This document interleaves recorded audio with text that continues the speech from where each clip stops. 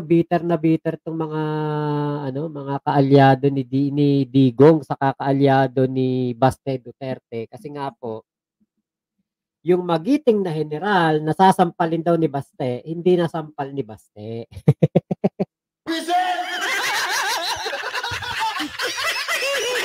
Hindi nasampal ni Baste. Roland, Idos, kung ibang general ang naka-assign na aaresto kay Kibuloc, sigurado ko di maaaresto si Kibuloc. Oo, baka mamaya yung ilagay diyan na pulis o ano diyan, ilagay na regional director, baka mamaya kayang bayaran ni Kibuloc. Baka mamaya kaalyado pa ni Digong, di ba? Kaya tama lang yun. Bigyan ng promotion si General Torre. Ngayon, meron pong mga gustong parang ano, parang ipepersona non grata po sa Davao City etong si General Torre. Panoorin po natin. Siya ang nag-authorize ato, nagpasuot ato, then he should answer for that. So that's why I'm asking the DILG, since ang PNP is under the DILG, so I'm asking the DILG, we are asking the DILG to investigate this matter and to take action if necessary.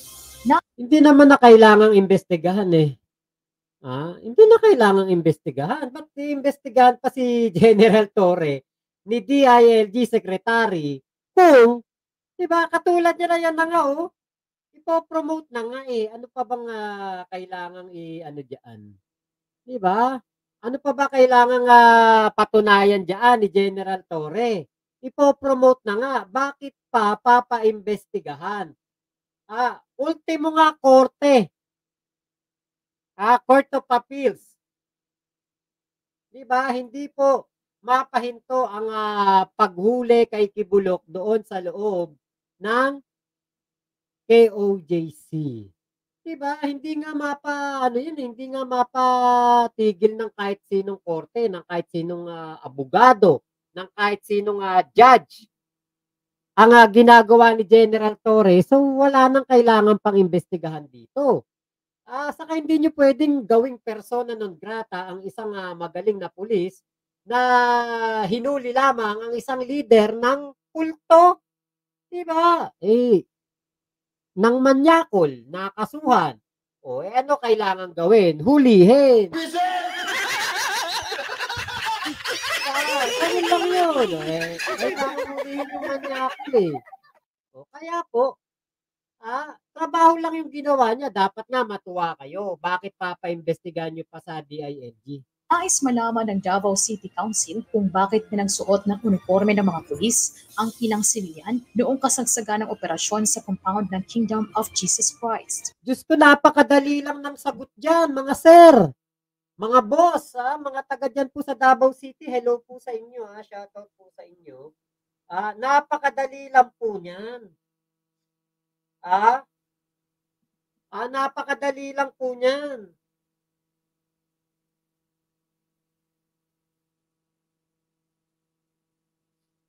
Napakadali lang ng sagot dyan eh. Bakit? Kung yan ba mga hindi nakasuot ng pangpulis, papapasukin ba yan ng KOJC? Sus Mariosep naman.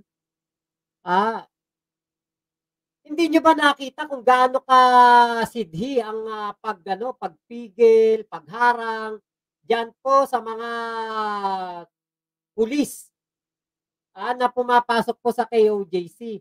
Mismo nga pong mga pulis hinaharang, kinakapkapan pagpapasok, pinipigil. Tapos papasok tong mga minero. Nakasuot lang na yung normal lang na kasuotan, civilian lamang na pananamit. Tingin nyo ba papapasukin yan? Ng mga kulto ng KOJC na nangaharang? Nako, napakadali po ng sagot dyan eh. Buksan nyo lang yung matatenga ninyo. Isa lamang ito sa mga nais paimbestigahan ng konseho sa Department of Interior and Local Government. Ayon kay Councilor Jesus Susubrando, malinaw na paglabag sa batas ang ginawang ito ni Brigadier General Nicolas Torre III na siyang nanguna sa isinagawang paghahanap. Kasama yan sa taktika ni General Torre. Kasama yan sa kanyang plan o operational plan para Eto nga kay OJC ay mapasok nga nila at mahukay nila kung saan yung bunker na kinaroroonan ni Kibuloc.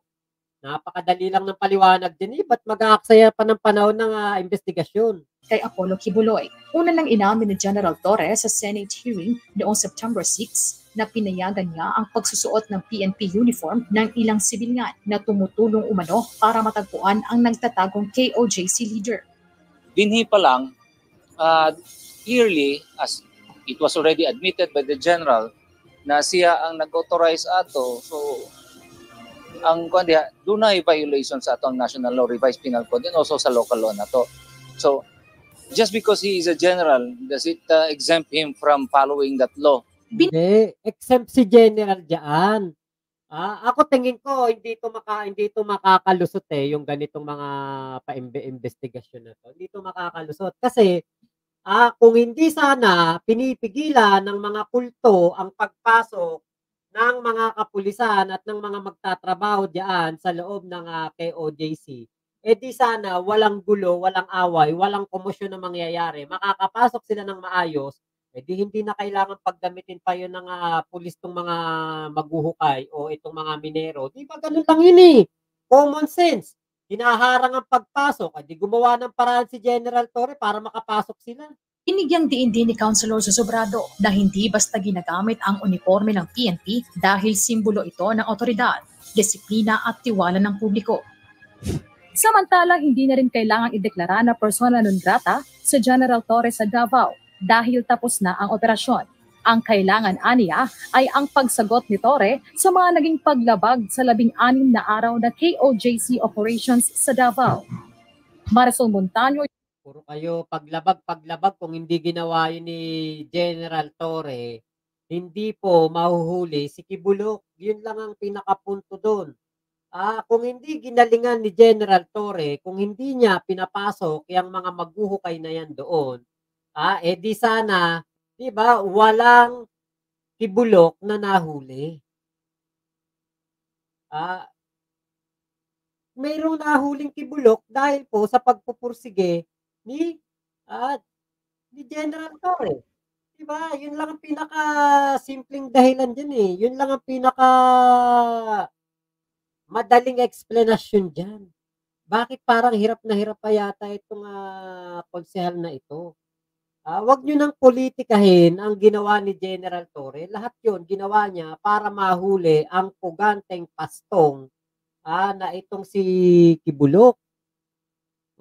Di ba? Ate Gladys, congrats advance General Torre.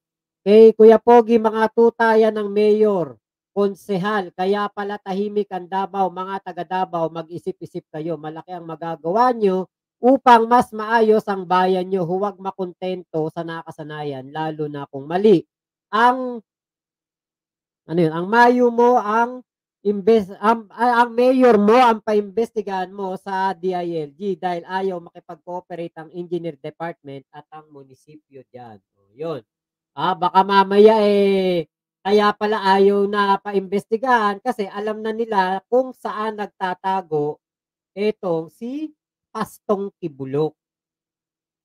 Diba? Baka kaya ayaw pa pasukin. Kaya ayaw pa gamit yung tawag doon, yung baka kaya ayaw pa gamit o ayaw ipahiram.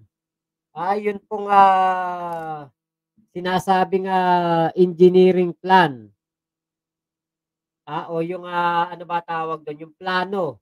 Para po doon sa sinasabing Kingdom of Jesus Christ compound, hinihingi yan hinihingi yan ng mga maghuhukay sana dyan, hinihingi nila General Torre para mahuli etong si Pastong Kibuloc. Bakit ayaw nyo pong pahiram? Diba? Ba't hindi nyo po pinapahiram? Kailangan nga po yan. Kasi para po ito pong mapadali ang paghahanap kay Kibuloc. Bakit hindi nyo po pinahiram? Diba? Ano lang nun eh, napakasimple lang naman nun eh. Papahiram mo lang naman, di ba? Kaya ngayon, pumunta na po tayo dito. Pumunta na po tayo dito sa isa pa nating topic.